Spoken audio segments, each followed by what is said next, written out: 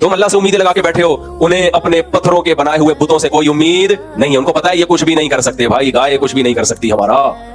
हम मुल्क के लिए जान देंगे तो गाय हमें जन्नत नहीं देगी, ना ये पत्थरों के बने हुए बुत। तो अल्लाह कहते हैं काफिर जब मरता है और कत्ल होता है, उसका मुस्तकबिल तारीख, फिर भी वो मर रहा है और कत्ल हो रहा है, तुम्हें तो अल्लाह की तरफ से खुशखबरियां हैं, तो तुम क्यों गम कर रहे हो?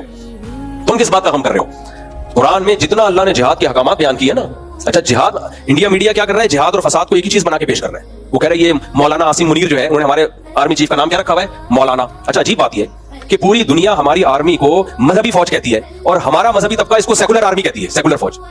अबे आसिम मुनीर कुरान की आयतें पढ़ रहा है, अबे ऐसे ड्रामे कर रहा है, अबे क्या कर रहा है, अबे मंजन है, कुरान के नाम पे ये लोग बेचते हैं मंजन। आर्मी चीफ ने क्या किया, जब ये बुनियान मरसूस नाम भी कुरान से लिया है और जब ऑपरेशन शुरू किया है, लोग कहते हैं बटन पे पावर रख के भूल गया ये। एक साहब का मेरे पास मैसेज आया, मुसाफ पानी वानी का जाके पूछो, थोड़ा सा रेस्ट कर ले, कि मिसाइलों के बटन पे पावर रख के। मैंने कहा लग रहा है भाई वो हमारे आर्मी चीफ ने मिसाइलों के बटन पे पावर रख के किसी काम से चले गए, वो बटन फंस गया अंदर, थोड़ा हो चुका है ना मिसाइल।